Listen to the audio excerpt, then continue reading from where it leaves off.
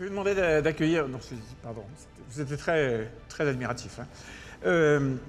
Nous allons avoir une dernière conversation avec Enrico Letta, qui est le président de l'Institut Jacques Delors. Alors, Enrico Letta est un grand monsieur et on a une chance vraiment énorme de l'avoir ici. Il a été plusieurs fois ministre en Italie, il a été chef du gouvernement, l'équivalent du Premier ministre italien, dans un pays où le président de la République n'a pas les mêmes pouvoirs, donc il a été le patron de l'exécutif en Italie. Il a travaillé avec Romano Prodi, avec Mario Monti, et il a composé un tandem avec Mario Draghi. Ce sont des noms qui sonnent fort à tous ceux qui connaissent l'Europe. Je vous demande d'accueillir chaleureusement Enrico Letta.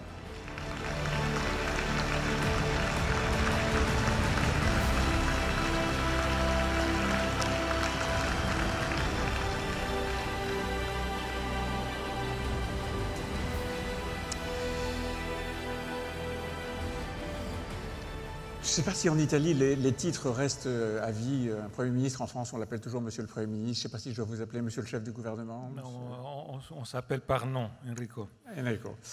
Je le disais, vous avez des références exceptionnelles en Europe et vous avez, d'ailleurs avec Mario Draghi, formé une forme de tandem. Aussi bien Mario Draghi a signé le rapport Draghi, et vous avez signé le rapport Letta. Jusque-là, c'est assez simple.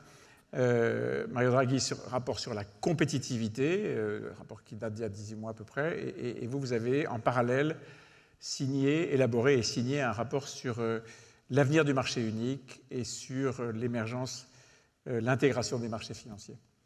Ces deux rapports sont intimement liés en réalité, et on va parler de tout ça et des chances que l'Europe a ou n'a pas d'ailleurs d'être dans la course, de revenir dans la course ou de rester dans la course. Vous avez publié de nombreux ouvrages. Le dernier s'appelle « Des idées nouvelles pour l'Europe », avec les femmes et les hommes qui la font. C'est un livre qui est construit de façon vraiment très attractive, très intéressante. Et ça raconte vos voyages, votre pérégrination en Europe, et à chaque étape une problématique nouvelle. Et des idées nouvelles. Donc je vous recommande beaucoup Des idées nouvelles pour l'Europe, l'ouvrage d'Enrico, le dernier ouvrage d'Enrico Letta, qui est absolument passionnant. Enrico Letta,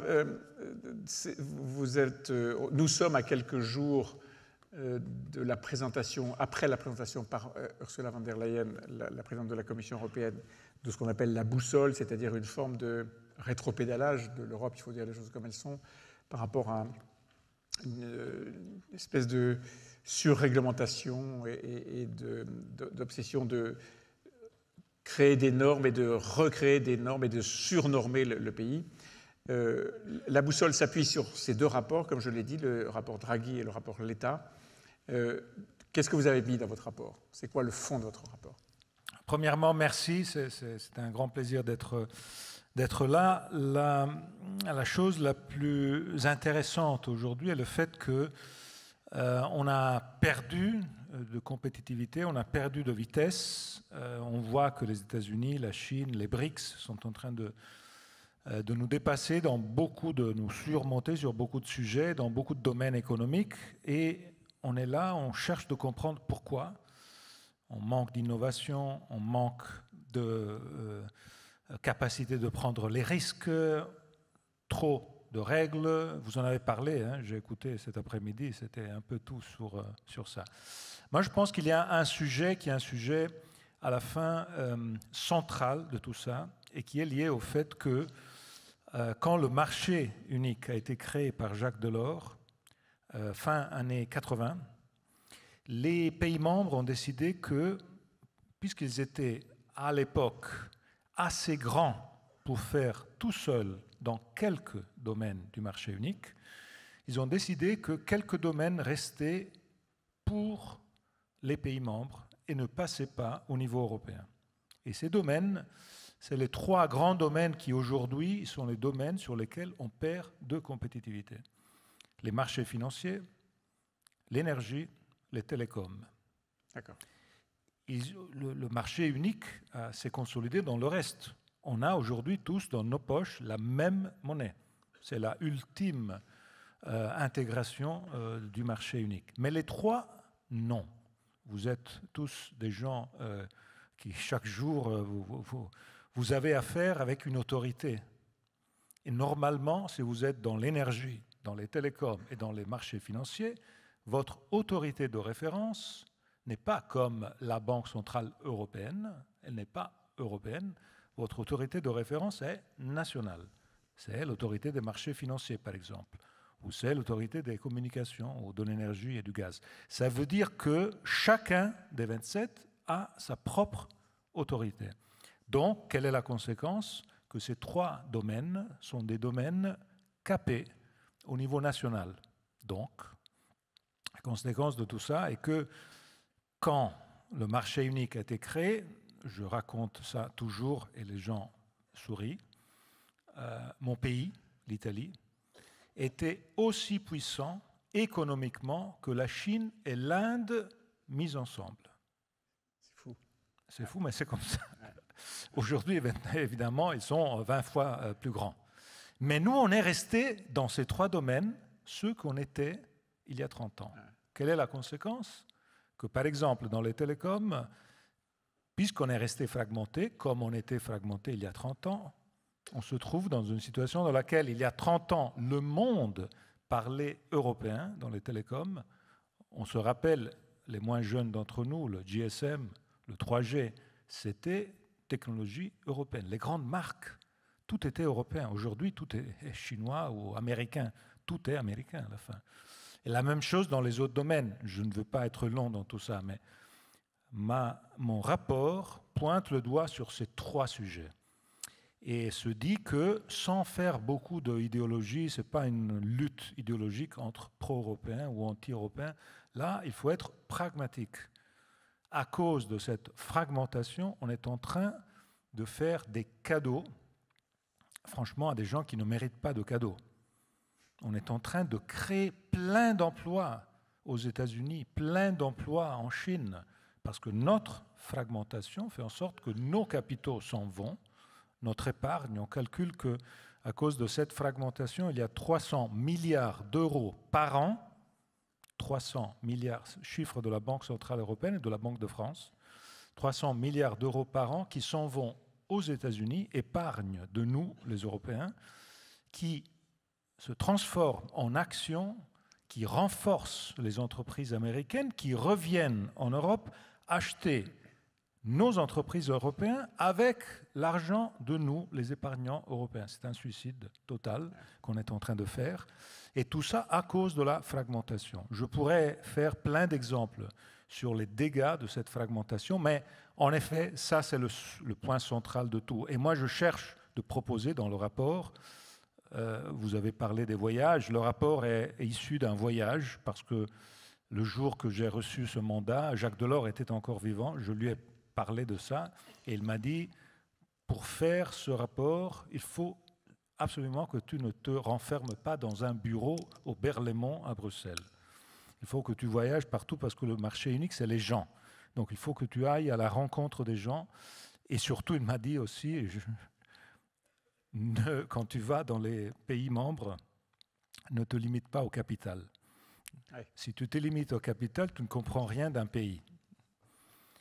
Parce que dans les capitales, tu vas trouver les fonctionnaires, les ambassadeurs, ils vont te raconter que tout marche très bien.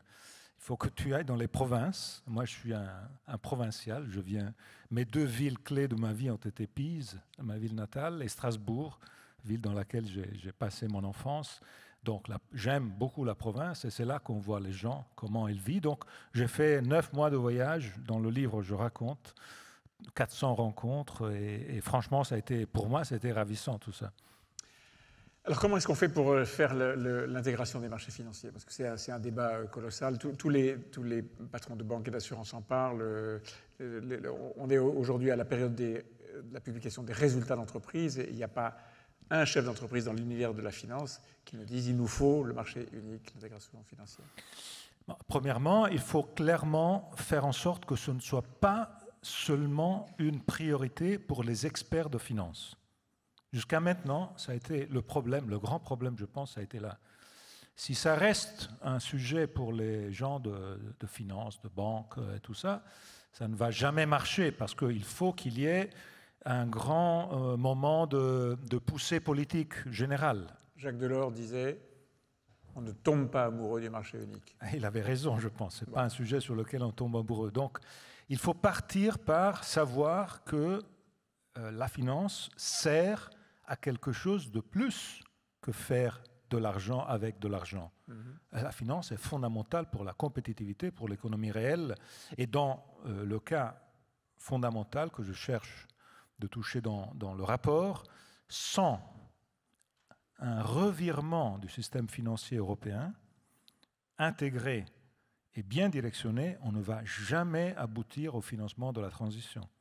Il est clair que la transition est complexe, compliquée, coûteuse, et on ne va jamais y arriver si on n'arrive pas à faire en sorte que, dans le rapport, moi je propose, et je suis très content de voir que Mme von der Leyen a donné à M. Séjourné, le vice-président de la Commission, en charge de ces sujets, le mandat de faire non pas la Capital Markets Union, l'union des marchés des capitaux, comme c'était appelé jusqu'à maintenant, et ça n'a pas marché.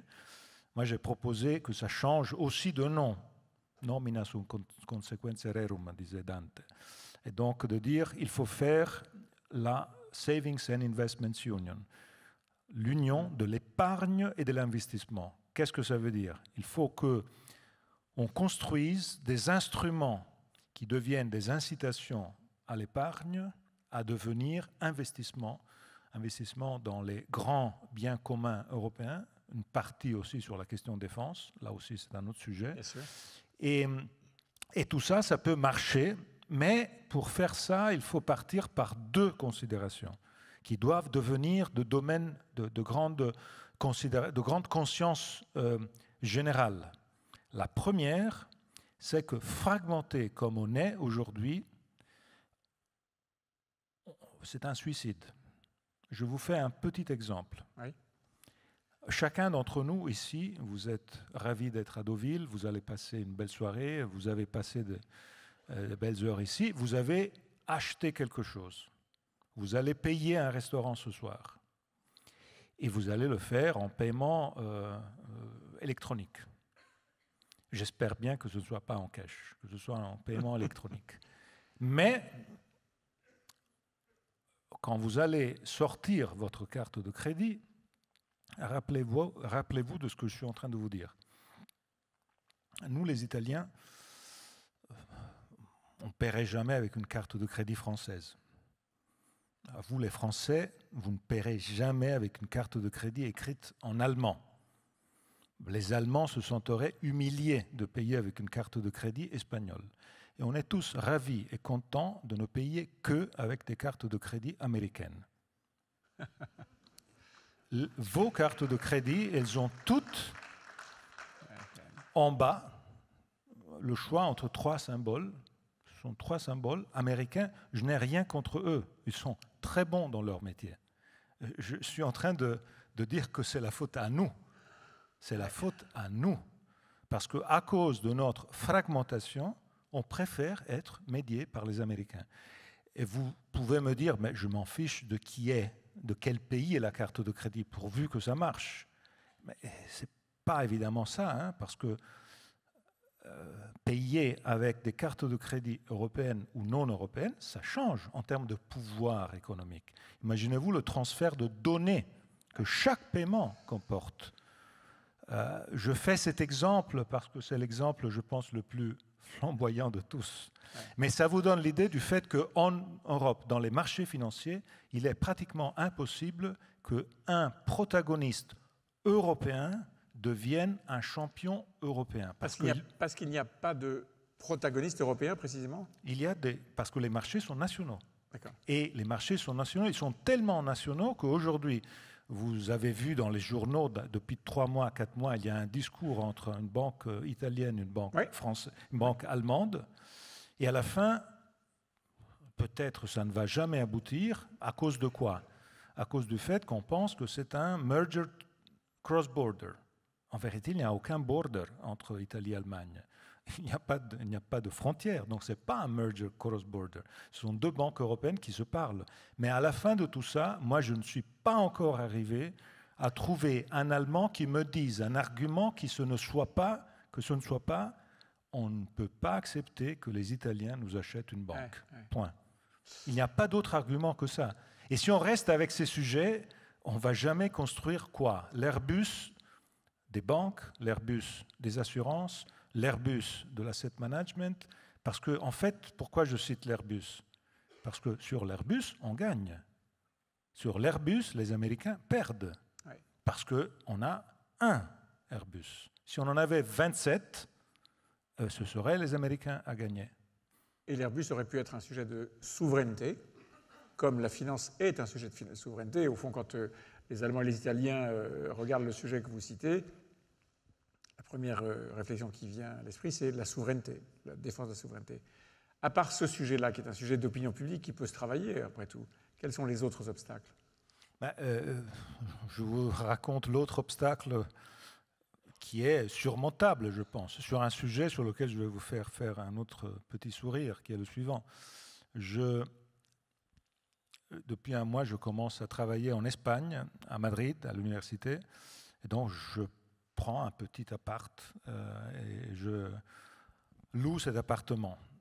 Il faut changer le contrat pour l'électricité de cet appartement. J'écoutais auparavant, vous parliez des call centers. Donc je parle avec un call center de l'entreprise du contrat, avec mon espagnol un peu, itagnol. Et on arrive à la fin de cette négociation, on y arrive, et le type de l'autre côté, très gentil, me dit, bon, on est arrivé, maintenant c'est la signature électronique, passez-moi seulement les 2 derniers détails, dites-moi votre numéro de compte bancaire et votre numéro de téléphone. Je lui dis mon numéro de compte bancaire et mon numéro de téléphone. Et il s'arrête et me dit, qu'est-ce que c'est ce IT au début du compte bancaire? Il faut un ES, pas un IT. Et qu'est-ce que c'est ce plus 39? Il faut un plus 34. Et je lui ai dit, écoutez, je peux même vous donner un plus 33, parce que j'ai aussi un téléphone, je vous en donne 2, si vous me faites faire le... Et il me dit, écoutez, moi j'ai des règles, il faut que je les suive. Pour vous donner l'électricité, il vous faut un compte bancaire espagnol, il vous faut un téléphone mobile espagnol. Sinon, on ne peut pas arriver à signer ce contrat. Évidemment, et je ne suis pas en train de blâmer les Espagnols. Je pense qu'en France, c'est la même chose. En Italie, c'est absolument la même chose. Quel est le point? Chacun, chez soi, chez lui, défend son incumbent, défend ses propres entreprises. Sans comprendre que si chacun défend les propres, on reste tous petits. Parce qu'on n'a pas la capacité de devenir... Donc aujourd'hui, je les ai laissés derrière parce que c'est trop lourd, 3 téléphones portables, donc l'italien, le français, l'espagnol. Et là, vous me demandiez quels sont les obstacles. Je demande si quelqu'un dans la salle connaît l'obstacle pour lequel on ne peut pas avoir, au lieu de plus 33, plus 34, plus 39, un plus 0 valable. Je dis plus 0 parce que le plus 1, ils nous l'ont déjà pris les Américains. Les l'ont pris, oui. Donc, plus 0, comme ça on les précède. Mais à la fin, il y a un seul sujet. Le seul sujet, et je comprends, j'étais au gouvernement, donc je comprends le sujet. Chaque opérateur de télécom paie une commission pour la licence. Et c'est de l'argent qui sert pour les budgets. Mais on peut tranquillement arriver à faire quoi? Ce que je propose dans le rapport, c'est simplement de dire on a 27 marchés des télécoms. En France, ça peut avoir du sens. En Italie, 4-5 opérateurs. Le chiffre est de toute façon important. Mais en Slovénie, 4 opérateurs. Ça veut dire 200 000 clients chaque opérateur. Des dimensions tellement petites. Alors, moi, je propose qu'on passe de 27 à 1 marché, de façon qu'on puisse choisir entre une dizaine d'opérateurs européens. La concurrence serait absolument assurée. Le point est celui de trouver une façon de faire en sorte que ces fees, les commissions de ces opérateurs, puissent être redistribuées dans les trésors nationaux. Pour paiement des licences. Je pense que c'est absolument faisable. C'est une des façons... Comme vous voyez, ce que je propose dans le rapport, ce sont des solutions pragmatique. Ce qu'on voit aussi, c'est qu'il n'y a pas un grand obstacle. Et c'est peut-être ça le problème, non? En vérité, il y a... j'ai fait le tour des 27, j'ai parlé avec tous les gouvernements nationaux. Chaque gouvernement était absolument très bien préparé à me faire la liste de la culpabilité du gouvernement d'à côté, évidemment, sur le single Mac, tout ce qui ne marchait pas. Donc chacun a son propre problème. Vous savez quelle est la chose qui m'a le plus frappé dans le tour de présentation du rapport que je suis en train de faire? Demain, je serai à l'Assemblée nationale. Je fais ça au Parlement grec, j'ai fait ça dans des milieux économiques. Ce qui m'a le plus frappé, c'est que dans beaucoup d'environnements, même parlementaires et même de gouvernements, j'ai reçu la question de dire tout ça est très bon, mais ça ne va jamais se passer parce qu'en Europe, il y a ce vote à l'unanimité, le veto, donc on ne va pas y arriver. Et ma réponse est très simple, ce n'est pas vrai. Dans le domaine du marché unique, il n'y a pas de vote à l'unanimité. Rien n'est fait dans le marché. Dans le domaine du marché unique, rien n'est fait avec le vote à l'unanimité. Le vote à l'unanimité est dans la politique étrangère, la défense, mais là, tout est fait avec le vote à la majorité. Mais pourquoi on pose ces questions? Parce qu'on ne vote jamais. Parce que personne ne veut mettre l'autre dans un coin pour peur de se retrouver lui-même sur un autre sujet dans un coin. On ne vote jamais.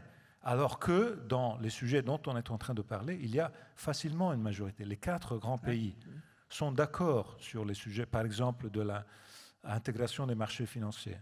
Ça pourrait se faire rapidement. Il y a quelques pays, disons, pas très très grands, qui ne sont pas d'accord et qui se mettent comme obstacle. Et à la fin, on accepte cet obstacle, même si techniquement, cet obstacle n'existe pas. C'est une forme de droit de veto un peu usurpé, en quelque sorte.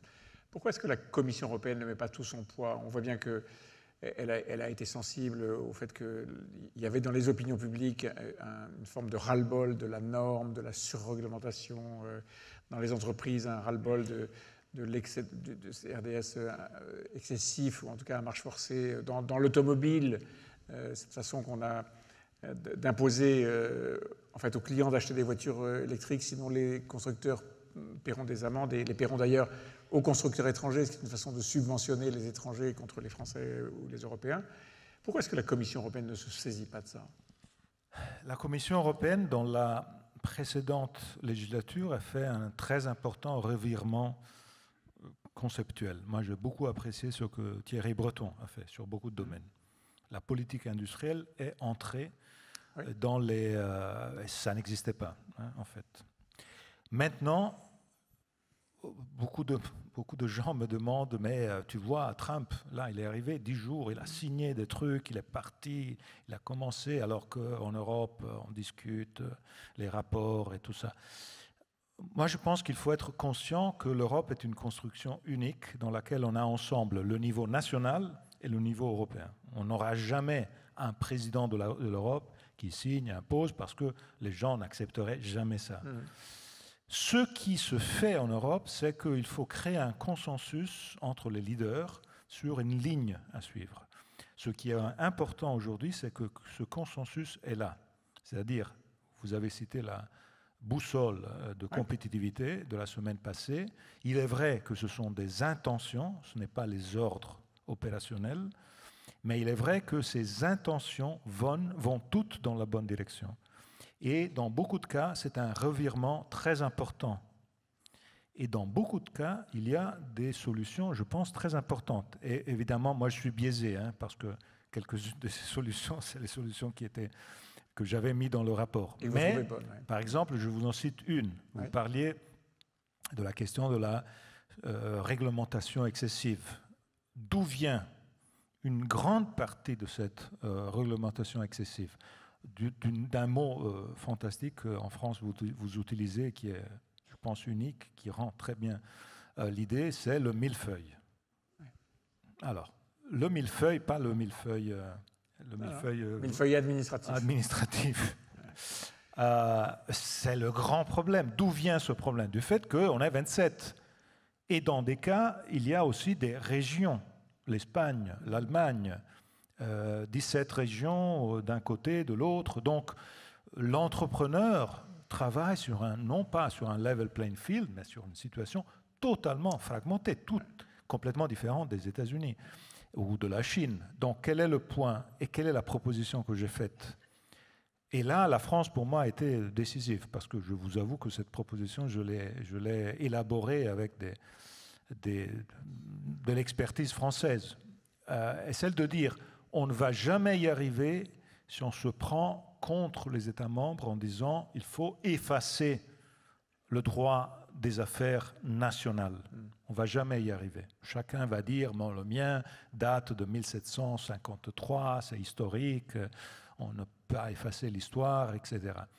Alors l'idée est celle de dire, on construit un 28e État virtuel. Formidable idée. Hein. Le 28e État virtuel, on lui donne son propre droit des affaires, on le rend optionnel pour les entreprises. Les entreprises qui veulent un fast track, qui veulent un passe-partout, choisissent celui-là.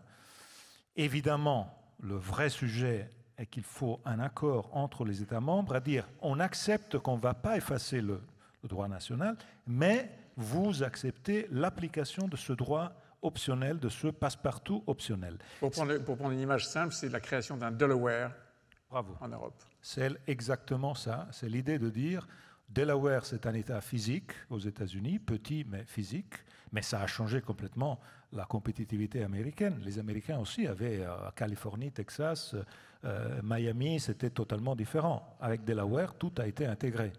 Donc, de notre côté, il faut faire quelque chose de semblable, plus compliqué parce que Delaware, c'est aussi fiscal. Chez nous, la fiscalité est plutôt nationale, mais on peut le faire dans beaucoup de domaines et ça va aider peut-être surtout les petites et moyennes entreprises. Imaginez-vous une PME qui se trouve aujourd'hui à devoir changer de droit des affaires si elle passe de Slovénie à l'Espagne, aux Pays-Bas. Évidemment, avec ça, vous donnez une grande poussée positive. Moi, je pense que cette idée est une idée qui peut aider beaucoup. Comme vous voyez, c'est du pragmatisme pur.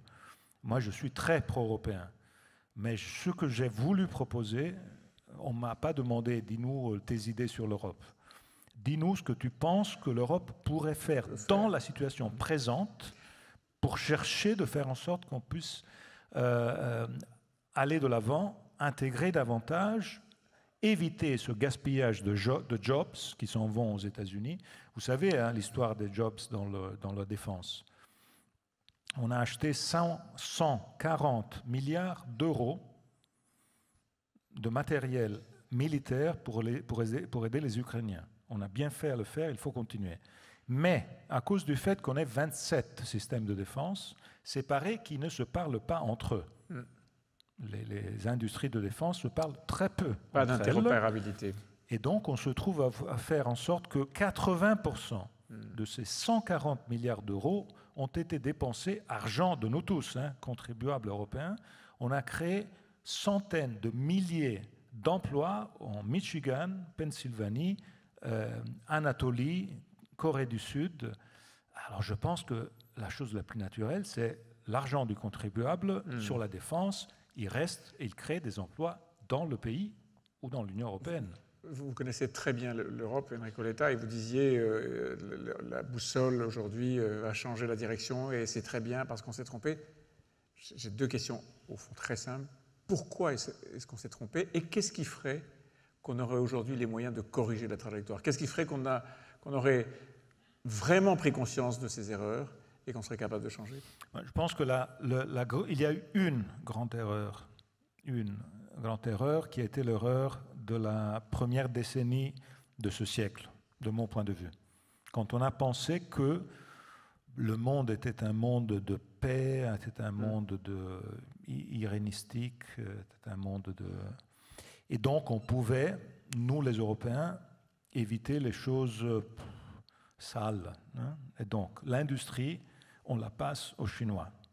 La finance, on la passe aux Américains. Nous, on est les créateurs. Hein. Nous, on fait un peu... On garde la culture. Voilà, la culture, la création, on invente, nous, on est ça. Hein. Et comme ça, toutes les saletés, on les laisse aux autres. La finance, parce que c'est un peu le diable. Hein. L'industrie, parce que c'est poussiéreux. Et nous, on reste comme ça. Ça a été le mantra du début de ce siècle. Et on a commencé à démanteler tout ça avec les délocalisations, et les Américains, évidemment, sur la finance, ont profité de tout ça. Eh bien, je pense que là, c'est fini. On a commencé à se dire, un continent comme le nôtre, s'il veut être dans le monde de demain un continent qui parle, qui reste influent sur les décisions à prendre, il faut qu'il y ait une indépendance financière forte et il faut qu'il ait une industrie propre et qui soit capable d'être compétitive. Évidemment, avec la créativité qu'on a, et personne ne va nous l'enlever, à moins qu'on continue avec cette fuite des cerveaux de nos jeunes qui s'en vont aux États-Unis, parce que là, ils trouvent l'investissement, ils trouvent non pas la risk aversion qu'on a chez nous, et tout ça. Donc moi, je pense que ça a été la grande erreur, et je vois qu'aujourd'hui, les choses ont changé. Et donc, on peut changer. Et donc, on peut corriger la trajectoire. Ce qui a installé cette façon de faire et cette façon de voir n'a plus cours aujourd'hui, et on peut changer. On peut changer, surtout parce qu'on a un grand allié, Trump de l'autre côté. C'est un allié, c'est-à-dire c'est quelqu'un qui va nous pousser à faire les choses, parce que si on ne les fait pas, on va tous payer un prix énorme en termes d'isolement, fragmentation. Donc c'est quelqu'un qui va peut-être nous fédérer de l'extérieur. Vous allez me dire que je suis trop optimiste. En vérité, Jacques Delors, quand on lui demandait « Êtes-vous pessimiste, optimiste ?», il disait toujours « Moi, je suis activiste ». Il n'y a pas le temps d'être pessimiste, optimiste. Il faut agir. Et ça, c'est le moment de l'action. Vous savez quoi, j'ai un regret quand même, c'est que vous avez failli être, et vous auriez dû être le directeur de Sciences Po, le président de Sciences Po. Ça aurait été formidable pour... je ne sais pas pourquoi ça n'a pas marché, mais vraiment, quel dommage. La conversation avec vous est très enrichissante, et je suis sûr que vous avez donné envie à tout le monde de lire des idées nouvelles pour l'Europe. Merci beaucoup, Enrico Letta. C'était très intéressant. Merci à vous tous.